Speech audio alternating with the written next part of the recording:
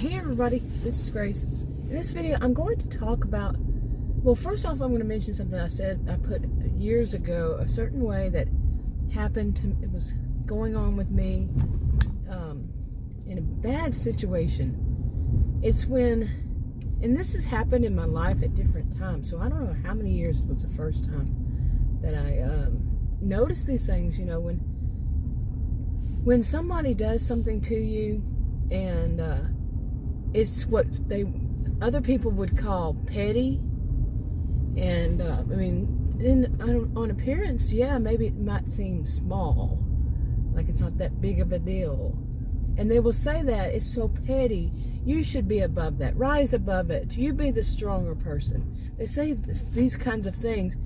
They're both minimizing your experience and blaming the victim, you, by these kinds of words, you know, what they say. You should be above it. Like, see, they're punishing you for what that other person did. Blaming you, well, I should say more than two. Blaming you, punishing you, and actually insulting your intelligence because they say, well, it was just all petty. Like as if you know, really, you're going to pay attention to that? You know, all around. And like you don't even know that it's petty. No, and as I put it how many years ago, it's the purpose behind what they're doing. That's not petty. The actual incident may be small, maybe no big deal to, you know, it could be no big deal. But it is a big deal because of their purpose. The reason they're doing it, why they are doing it to you, and why they're doing it at all. Okay, and I think sometimes, well, a lot of times, in many things, people don't stop to think about what is the purpose. Why is that person doing what they're doing to a certain person? And we live, you know, too many people will blame the victim, you know, the outsiders, not the people involved. Well, the people involved, sometimes they do too. You know, they're going to turn around and blame their victim. But I'm talking about when it's outsiders who do. Even, you know, like, it could be your family member. You're an adult, you have siblings who are adults, and they blame you for whatever has happened to you. Because the other person is a master manipulator, or that's just how they are. You know, there's many things it could be, of course. Many reasons for their purpose, for why they're blaming you. Really, and it's so, you're already victimized by that person, and then they are going to do it too. I can remember, like, I've been on jobs before. You know how many people have been on jobs and they have what you would call, what I would call, an adult mean girl. Okay, I can remember, I don't know how many years ago, let's say within the past 20 years, I don't know how many. I never had heard mean girl, that term, mean girl. I'm like, when somebody says it, what's that, mean girl? And I mean, I got it, of course, but it wasn't a term I grew up with. I heard or at all, you know. But yeah, think of them. Do they change? Have you ever known one to change? If you have the misfortune of knowing them when they were young and then knowing them now, aren't they the same, the mean girls? Well, I've worked with, it seems like there's always at least one on every job I had ever worked. I was a career student. I did a lot of temporary jobs during the while, and other kind of jobs too, seasonal or whatever. And there was always that one, and that one had their little, you know, cronies. Some people these days call them flying monkeys. And they gang up on you. And I would talk about it, and people, you know, to people I knew, and they say, well, it's just petty, you know, everything I just said, or you just need to walk away from it. You be the bigger person. You be it was always why it's you instead of them. You know.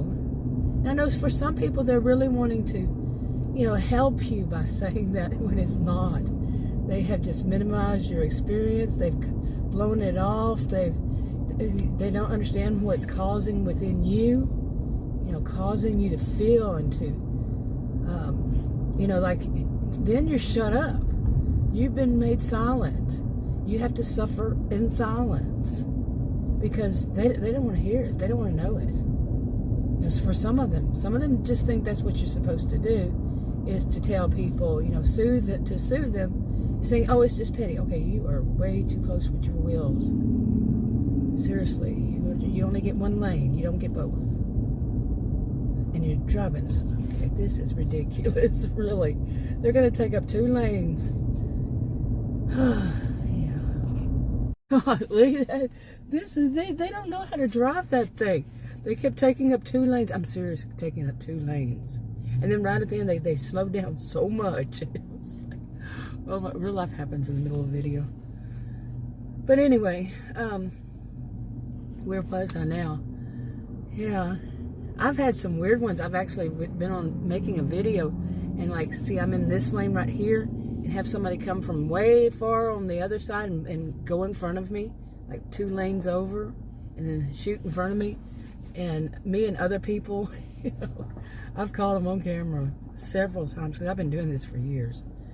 But anyway, that, like some would say, well, that's petty. You just need to let it go. And if they say, don't say anything, you're not, as though you're, it's just petty. It's just a petty thing. Don't get worked up about it. Don't even say anything. Why would you talk about that? It's going to be on you instead of on, they're wrong. They were doing wrong. They were taking 2 lanes.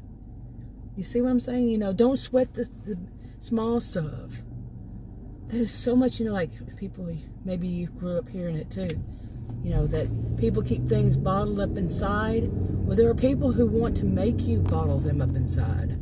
Okay, now where was it? Nobody understands me when I go to a drive-thru in any place. I'm serious. I have to repeat myself more than once because I wear my mask when I go through one. And they just don't understand me. And this has been going on for 2 years. I'm like, I'm so used to I have to do it really slow and very loud. So, because they won't understand me. I'll repeat it several times. And it's not a language barrier thing. It's just a thing. Nobody will understand me. So maybe my mask is good, huh? But anyway, real life happens in the middle of video. Again, but okay, so we have that. People will blame it on you. Some people, now we know none of this is, that everybody does it. No, I'm not one of those types that thinks in terms of everybody. I don't say that. Nobody. And the bad thing is people who do that, they're more popular in my experience because they sound like they really know what they're talking about because they will say everybody knows this. Everybody knows not to do that. Everybody. Nobody does that. You see what I'm saying? When, no, that is just not true. It is not true. It's not everybody. It's not nobody. Whatever it is they're talking about, it's just not true. And they don't have any statistics or anything. And it's not even really, they'll say, oh, it's common sense. No, it's not. It's common to you. But that's not, it doesn't make any sense. You see what I'm saying? Well, there was another one I want to talk about that is something more recent to me, and I know there will be people who are going to come up against this, and but it's not. It's been a lifetime of this kind of thing, but more recent, it happens more often.